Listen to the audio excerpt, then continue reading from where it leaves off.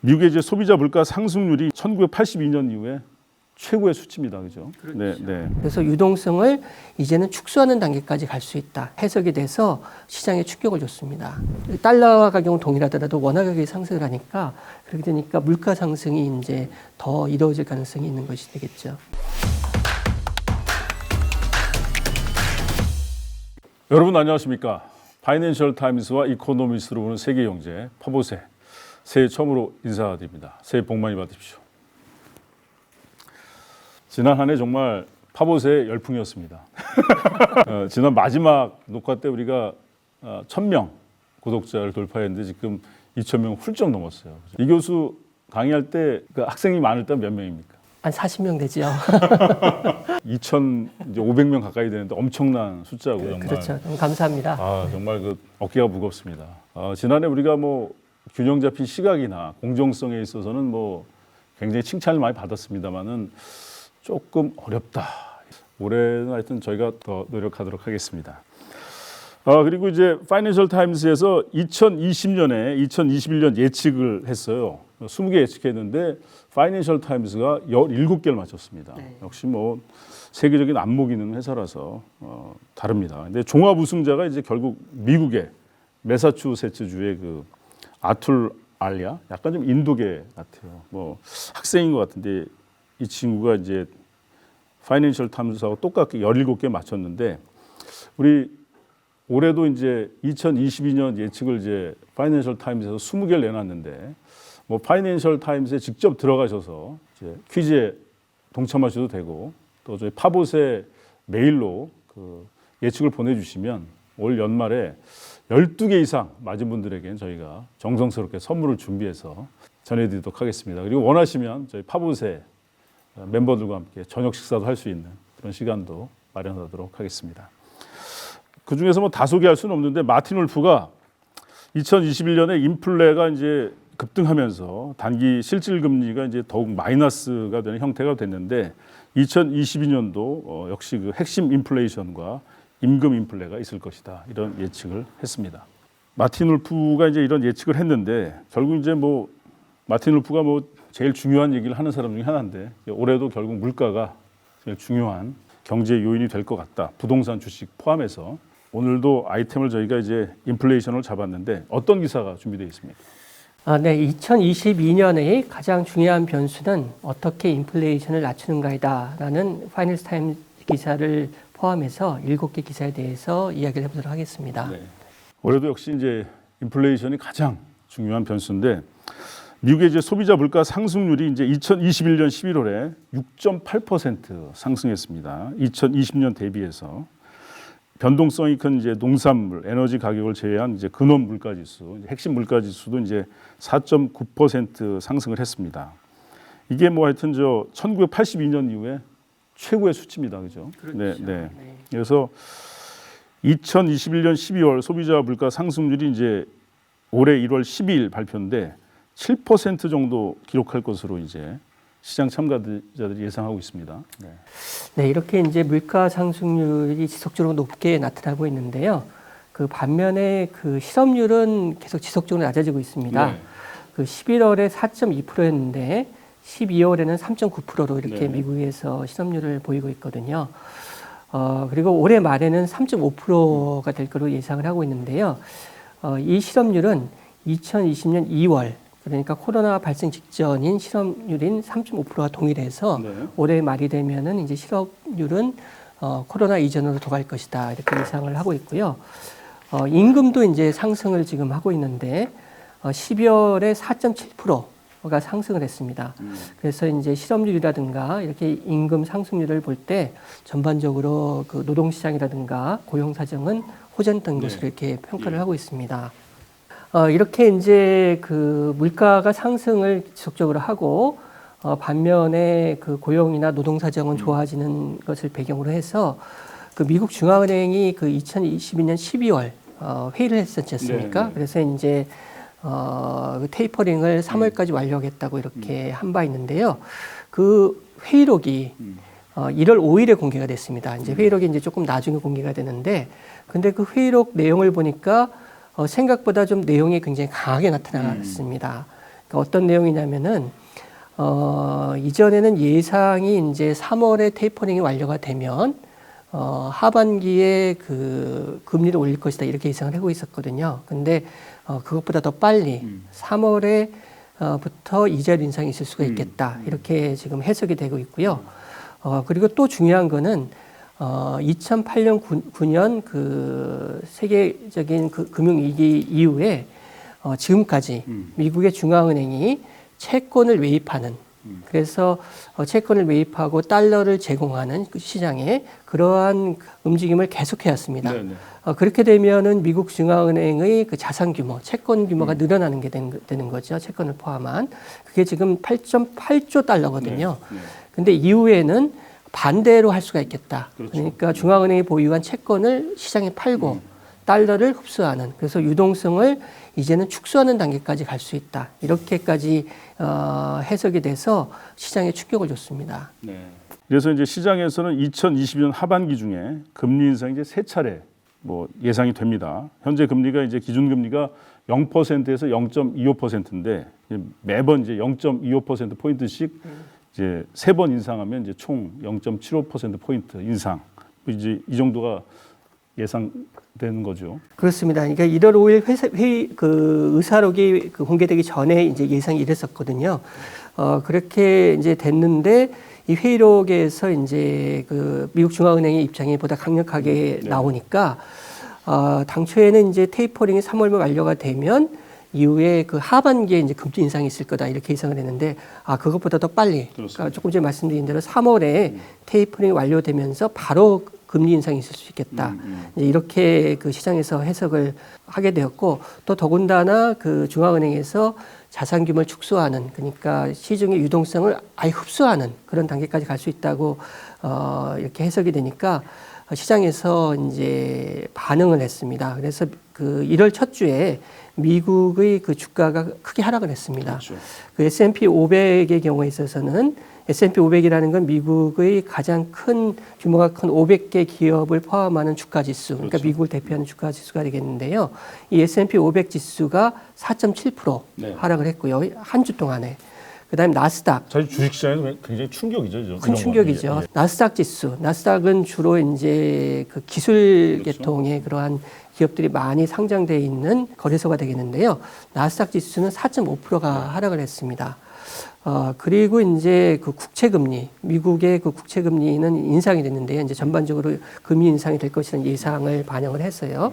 대표적인 미국의 금리가 10년 만기 미국의 국채 금리가 되겠는데요. 이 금리가 작년 말에 1.52%에서 1월 7일에 1.77%로 그 일주일 만에 0.25%가 상승한 게 됐으니까 상당히 빨리 상승을 하게 된 것이죠. 그래서 이제 이러한 그것이 앞으로 그 인플레이션과 고용 상황에 따라 가지고 반복될 수 있다. 그럴 가능성이 있다고 예상이 되고요. 특히 그 인플레이션이 중요한 변수가 될 것으로 예상이 되는 것이요. 지금 물가도 상승하고 있고 임금도 상승을 하고 있고 이렇게 지금 함께 상승하고 있지 않습니까? 이게 만약 경제 주체들이 함께 이렇게 상승될 것이 예상이 될 것으로 이제 고착이 되게 되면 걷잡을 수 없게 되거든요. 기대 심리가 계속 생기니까. 그렇죠. 기대 심리가 생기게 되고 그러면 거기에 맞춰서 또 임금을 올려줘야 되고 임금 올려주면 물가가 또 상승하고 이게 이제 가장 우려가 되는 시나리오이기 때문에요. 고용을 그 인플레이션이 당초 예상보다 더 만약에 진행이 된다. 물가 인상이 더 진행이 된다 그러면 고용이나 경제를 조금 그 희생을 하더라도 미국 중앙 입장에서는 금리 인상이나 그다음 유동성 축소를 통해서 인플레이션에 대처할 수밖에 없는 상황이 되거든요. 그래서 지금 현재 입장에서는 인플레이션이 향후 그 가장 중요한 경제 변수가 될 것이다. 이렇게 전망을 할 수가 있겠습니다. 사실은 저희가 작년 7월에 이제 미국 인플레이션은 지속할 것인가 편에서 이제 우리가 정말 여러 차례 그 페드에 경고를 했습니다. 확인해 보시면 알겠지만 그 미리미리 물가 인상을 막아야지 한꺼번에 막으면 사실은 기대 심리라든가 여러 가지 그 쉽게 막을 수 있는 걸 더 어렵게 막게 되기 때문에 미리미리 하지 않으면 안 된다. 그러면서 저희가 파월이 임기 연장을 위해서 뭐 좀 다른 생각을 품고 있는 거 아니냐 이런 사실은 우리 동방예의주국에서 웬만해서 하지 않는 표현까지 해가면서 저희가 경고를 했는데 뭐 임기 연장 때문에 그랬을 거라고 생각은 안 합니다만은 뭐 여러 가지 경기 부양이라든지 또 초유의 사태다 보니까 뭐 쉽지 않았겠지만 어찌됐건 우리의 경고대로 지금 가고 있습니다. 그래서 앞으로 이제 미국 페드는 우리 방송을 특히 좀 예의주시하는 게 좋지 않겠나. 올해 핵심 키워드는 마틴 울프도 얘기했지만 이제 물가, 임금의 이제 동방 상승이 어떤 형태를 띠느냐에 따라서 사실은 뭐 이걸로 끝나는 게 아니고 부동산이고 주식이고 뭐 수출이고 수입이고 이제 난리가 날 수 있는 그런 상황이 되겠는데 이제 코로나로 인한 이제 경제 위기 상황에서 이제 미국뿐만 아니라 여러 나라에서 이제 정부 지출이 증가하고 이제 중앙은행의 유동성 때문에 이제 수요가 증가하고 또 거기다 이제 공급망 어려움 때문에 이제 물가가 이제 급격히 상승을 했는데 앞으로는 이제 뭐 정부 지출 규모도 줄고 이제 중앙은행의 유동성 공급도 이제 축소될 수밖에 없는데 공급망도 이제 어느 정도 회복이 돼가고 있기 때문에 물가가 떨어질 거다 이런 뭐 낙관적인 예측도 좀 있잖아요. 네, 그래서 대체적인 전망은 이제 물가가 이제 점차 떨어질 것이라는 게 전반적인 예상입니다. 예를 들면 미국 중앙은행의 경우에 있어서 근원 물가 지수가 작년에 4.4% 상승을 했는데 올해 말에는 2.7%로 하락할 것으로 전망을 하고 있거든요. 네. 그러니까 지금 김범도 아나운서가 이야기한 그러한 요인들로 인해서 이제 하락할 것으로 전망을 하고 있는데요.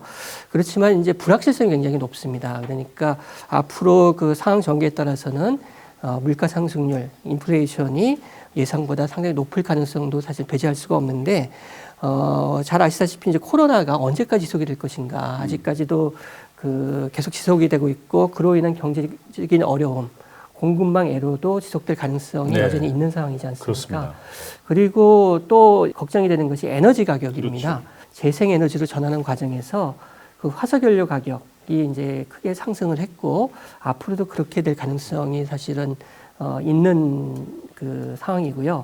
또 최근에 그 우크라이나 사태, 그 러시아에서 우크라이나를 침공할 수 있다 이러한 가능성이 제기가 되고 있는데 러시아가 이제 유럽에 그 천연가스를 공급하는 큰 공급 원이지 않습니까? 만약에 우크라이나에 그 사태가 발생하게 되면 아무래도 그 유럽의 그 천연가스 공급이 원활하지 않을 가능성도 있게 되고 그렇게 되면 이제 가격이 상승할 수도 있겠죠. 물론 이제 파이낸셜 타임스에서는 이제 그 가능성을 높게 보고 있지는 않습니다. 이제 침공 안 할 거다 이렇게 얘기를 했습니다만. 하고 있죠. 그다음에 카자흐스탄이 이제 최근에 그 국내 정치적인 불안을 겪고 있는데요. 카자흐스탄이 그 전 세계 우라늄 생산의 40%를 차지하고 있다고 합니다. 그래서 만약에 카자흐스탄 같은 곳에서 더 이제 정치적인 불안정이 있어서 만약에 우라늄 생산이 여의치가 않다 그러면 전 세계적으로 이제 우라늄 가격이 최근에 하루에 8%가 상승을 하기도 했었거든요. 예. 이처럼 우라늄 생산이 줄어들게 되면 이게 또 파급 효과가 생기게 되겠죠. 아무래도 뭐 다른 쪽에 뭐 화석 연료라든가 이런 그 가격도 또 상승할 수 있는. 그래서 전반적으로 이렇게 에너지 가격이 상승을 하게 되면 모든 가격이 영향을 줄 수밖에 그렇죠. 없고 그렇게 되면은 역시 그 물가 상승, 그 인플레이션이 더 될 수 있는. 그래서 올해는 이런 그 불확실성이 상당히 높은 그 한 해가 될 것으로 예상이 됩니다. 지난해 보니까 유럽 가스 가격이 573%가 올랐습니다. 이건 뭐 어마어마한 거죠. 뭐 우리로 치면 이제 뭐 한 달에 10만 원이라는 게 이제 뭐 57만 원 정도 되는 건데 이건 뭐 어떻게 감당하겠습니까? 서민들이. 그래서 카자흐스탄 같은 데도 이제 그래서 시위를 하는데 막 거기다 총을 쏘고 말이죠. 예. 안타까운 상황이 펼쳐졌는데 유럽 같은 경우, 독일 같은 경우도 뭐 유럽에서 독일 경제가 가장 이제 규모도 큰데 공급이 원활하지 않을 것이다 이런 예측이 되면서 가스 가격이 오른 그런 상황입니다. 그래서 앞으로 올해도 이제 이런 에너지 문제는 계속 이제 그 물가와 관련돼서 이제 위험한 내관이 될 수 있겠습니다. 네. 인플레이션이 계속 높은 상황이 유지될 경우 이제 뭐 이를 억제하기 위해서는 당연히 이제 뭐 추가적인 금리 인상이 이제 불가피하고 그러면 이제 뭐 경기 회복은 둔화되고 그래서 이제 심지어 스태그플레이션이 오는 게 아니냐 이런 예측도 있습니다. 네, 그렇습니다. 그래서 이제 금리 인상이 이제 지금 현재 그 미국 같은 경우에 3번 이루어질 것으로 예상이 되는데 만약에 인플레이션이 더 높게 지속이 되면은 더 이제 금리 인상이 추가로 있을 수가 있게 되고 그렇게 되면은 이제 경제에 부정적인 영향을 줄 가능성이 좀 더 높아지게 되는 거겠죠. 그러니까 지금 현재도 이제 그 미국 유동성 공급이 이제 축소가 되고 금리 인상이 될 것은 이제 예상은 되고 있고요. 그렇게 되면은 이제 전 세계적으로 봤을 때 그 달러화가 이제 미국으로 그 다 회귀되는 그러한 현상이 이미 벌어지고 있고 앞으로 더 크게 일어날 것이고요. 또 미국에서 금리 인상이 되게 되면 아무래도 그 우리나라를 포함해서 그 다른 나라에서도 금리 인상을 할 가능성이 높아지게 되지 않겠습니까? 그렇게 될 가능성이 있겠고요. 그리고 이제 미국으로 그 달러화가 그 들어가게 되면 이제 미국 달러화에 대한 수요가 늘어난다 것이니까 미 달러화가 이제 강세가 될 것이거든요. 우리나라 같은 경우에 이제 그 대부분이 굉장히 중요한 부분이니까 환율이 큰 영향을 주는데요. 아시다시피 이제 환율이 인상이 되게 되면은 수출에는 도움이 될 수가 있습니다. 우리 같은 경우에는 이제 국내 그 수출품의 그 달러화 가격이 떨어지는 걸 테니까요. 그렇게 되면 그 미국 같은 데서 가격이 하락이 되니까 좀 더 많은 수요가 있게 돼서 이제 수출에 도움이 될 수는 있겠습니다만 그렇지만 우리가 해외 수입을 할 때 우리가 특히 이제 뭐 그 원유라든가 이런 그 수입을 많이 하지 않습니까? 그것의 원화 가격이 이제 달러화 가격은 동일하더라도 원화 가격이 상승을 하니까 그렇게 되니까 물가 상승이 이제 더 이루어질 가능성이 있는 것이 되겠죠. 네. 근데 여기에 덧붙여서 어찌됐건 그 미국에서 이제 뭐 유동성 축소도 하고 금리 인상한다고 해서 뭐 이제 우리 같은 경우 이제 많이 그 미국 그 중앙은행의 영향을 받는데 그래도 뭐 코로나 초유의 사태기도 하고 또 뭐 우리가 경기 부양이 이제 미국처럼 됐는지도 모르겠고 또 그리고 가계빚이 또 특히 많은 나라라서 금리 인상 같은 경우는 굉장히 좀 부작용이 있을 수 있어서 한국은행에서도 굉장히 좀 지혜로운 판단을 내야 될 것 같은 그런 생각도 드는 상황입니다. 네. 우리는 이제 어찌됐건 뭐 신흥시장은 아니고 이제 선진시장에 이제 속해 있고 그런데 이렇게 미국의 유동성 축소 그리고 금리 인상 그리고 이제 미국으로 다시 돈이 들어가게 되면 개도국도 이제 금리 인상이 되고 대부분 부동산이나 주식에 영향을 미치게 되고 신흥시장 경제가 또 악영향을 갖게 되잖아요. 전반적으로 이제 그럴 가능성이 높고요. 아직 개도국은 사실 코로나로부터 회복을 못 하고 있는 상황이기 때문에 이제 엎친 데 덮친 격이 될 수가 있는 거죠. 그러니까 아직까지 회복도 못 하고 있는데 이제 금리 인상이 되게 되면 더군다나 경제 악영향을 주니까 점점 더 어려운 상황이 될 가능성이 높습니다. 네, 그럼 뭐 이제 신흥시장은 그렇고 이제 미국의 이제 주식 부동산에 대해서 이제 또 관심을 안 가질 수 없잖아요. 미국은 어떻게 될 것 같습니까? 네, 미국의 경우에 있어서는 이제 작년에 그 S&P 500 지수가 27% 정도 상승을 했습니다. 네. 근데 이제 금리가 올라가고 유동성이 축소가 되게 되면 아무래도 주가에는 부정적인 영향을 줄 수밖에 없게 되는 거죠. 그렇지만 그것이 바로 주가가 하락한다는 의미하는 것은 아닙니다. 왜냐하면 그 실적이 어떠냐에 따라서 실적이 아주 좋다 그러면 이제 금리 인상에도 불구하고 주가가 상승할 수 있게 되는 거죠. 그렇죠. 그래서 이제 골드만삭스 같은 경우에는 물론 작년만큼은 아니지만 S&P 500 지수가 9% 상승할 것으로 이렇게 예상을 하고 있습니다. 그러니까 실적이 굉장히 좋을 것이다. 금리 인상이나 유동성 축소에도 불구하고 미국 기업의 실적이 좋을 것이라고 예상을 하게 되는 거죠. 근데 이제 뭐 시장에 거품이 있기 때문에 이렇게 주식 이익이 지속 가능하지는 않다 이런 반론이 있습니다만은 이제 골드만삭스는 이제 그럼에도 불구하고 9% 오를 것이다. 네. 이런 예측을 했고요. 그리고 반면에 그 모건 스탠리는 S&P 500 지수가 5% 하락할 것이다. 그러니까 이제 이 금리 인상이나 유동성 축소의 영향이 훨씬 더 그 큰 영향을 줄 것이다. 이런 것이 되겠죠. 그리고 뱅크 오브 아메리카도 S&P 500 지수가 3% 하락할 것이다. 이렇게 예상을 하고 있어서 사실은 이런 예상들이 많이 엇갈리는 상황입니다. 네. 근데 어쨌든 뭐 수치로 보면 2대1 내리는 쪽이 뭐 다른 기관도 있으니까 조금 더 봐야 되겠죠. 네, 일단 우리가 이제 본 거 중엔 그렇고요. 네, 그렇죠. 그리고 이제 그 부동산인데요. 잘 아시다시피 전 세계적으로 부동산 가격이 크게 작년에 상승을 했었지 않습니까? 근데 이코노미스트가 이제 그 1월 8일자 기사에서 주요 선진국의 경우에 있어서는 이 금리 인상에도 불구하고 주택 가격이 하락하지는 않을 것 같다. 그 이유로 드는 것이 그 주택의 수요와 공급입니다. 그렇죠. 주택 수요는 여전히 많은 데 비해서 주택 공급이 부족하기 때문에 그 이코노미스트 기사에 의하면은 그 현재 주택 공급이 그 주요 선진국의 경우에 1960년대 절반 정도 수준이라고 하거든요. 그래서 주택 수요에 비해서 아직 주택 공급이 부족한 상황이기 때문에 금리 인상에도 불구하고 선진국의 주택 가격은 하락하지는 않을 것 같다 이렇게 전망을 하고 있고 우리나라도 그 많은 기관에서 사실은 올해 주택 가격이 다소 상승할 것 같다. 작년까지 많이 상승할 것 같지는 않지만 그 이유도 그 수급을 이야기를 하고 있는데 아마 비슷한 이야기인 것 같습니다. 하여튼 미국도 2008년 그 뭐 금융 위기 이후로는 이제 공급을 늘리지 않고 오히려 좀 줄여가는 상황에서 이제 이런 일이 벌어졌기 때문에 이제 뭐 이런 현상이 나타나는 것 같은데 하여튼 올해가 어떤 식으로 조정이 될지 좀 지켜봐야 될 것 같습니다. 네. 그리고 유럽의 전망을 이제 파이낸셜 타임즈에서 했는데 픽텟 웰스 매니지먼트 자산운용사죠. 여기서 영구적인 높은 인플레 그리고 이제 영구적으로 높은 인플레 변동성. 그러니까 가격도 높지만 급락하고 급등하고 이런 변동성도 굉장히 높은.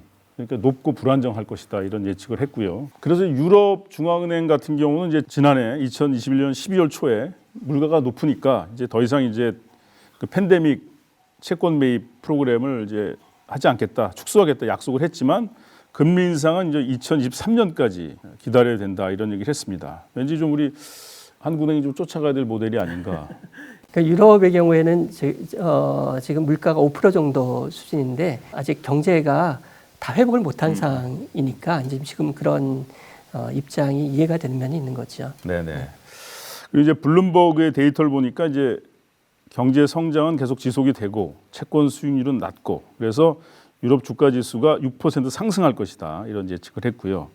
아메리카은행은 2022년에 유럽 주가 지수가 10% 하락할 것이다. 그래서 이제 금융기관들마다도 또 변동성이 큰 다들 전문가들이 모였는데 이렇게 차이가 큽니다 지금. 네. 그래서 예측하기 어려운 상황이고 에버딘 스코틀랜드 이제 글로벌 투자 회사인데 에버딘에 의하면 앞으로 투자자들이 이제 강력한 경쟁력과 가격 결정력, 가격 경쟁력이 아니라 가격을 결정할 수 있는 능력을 가지고 있는 회사, 구조적으로 좀 성장할 가능성 있는 회사에 투자를 해야 될 것이다 이런 조언을 하고 있습니다. 그리고 노무라 증권에서는 그 유럽의 인플레이션이 내년에도 불편할 정도로 높은 수준을 유지할 것이다 이런 예측을 했고 그 중국과 신흥시장 관련해선 LGIM 그 이제 금융 서비스도 하고 자산운용사인데 뭐 지난해도 끔찍했지만 신흥시장은 올해는 더 끔찍할 것이다. 그리고 중국의 코로나 제로 정책이 오미크론 때문에 어렵기 때문에 중국이 이제 앞으로 힘든데 어찌됐건 중국의 그 주가 지수도 3% 하락을 했잖아요. 그리고 특히 교육, 기술, 부동산에서 이제 새로운 규제를 하면서 이런 현상이 벌어졌고 그리고 M&G 투자 회사에서는 이제 중국 부동산 부분의 문제가 아시아 회사채 시장의 그 위험과 취약성을 이제 나타낸다 이런 얘기를 하면서 특히 이제 백신 미접종 인구가 많은 그런 신흥시장에서는 코로나 영향이 클 경우에는 이제 굉장히 그 신흥시장은 성장이 둔화될 것이다. 하방 위험이 있다. 이렇게 예측을 했습니다. 그래서 네. 올해 어찌됐건 뭐 물가 인상, 임금 인상이 예측이 되고 그리고 또 뭐 저마다 예측은 다르지만 특히 신흥시장과 중국 같은 경우는 이제 굉장히 많은 피해를 볼 것 같은 그런 예측이고 우리는 중간에서 이제 어떤 태도를 취해야 될지 이제 고민이 되는 그런 한 해가 될 것 같습니다. 그래서 올해는 사실 변동성이 이제 높은 한 해가 될 것 같고요. 그 중에 가장 눈여겨볼 경제 변수는 역시 물가가 아닐까. 그래서 물가를 보면서 여러 가지 경제적인 결정을 잘 할 수 있는 한 해가 돼야 되지 않을까 싶습니다. 네. 올해도 여러분들과 균형 잡힌 시각과 공정한 시각 그리고 가장 쉽게 설명하려는 노력으로 함께하도록 하겠습니다. 고맙습니다.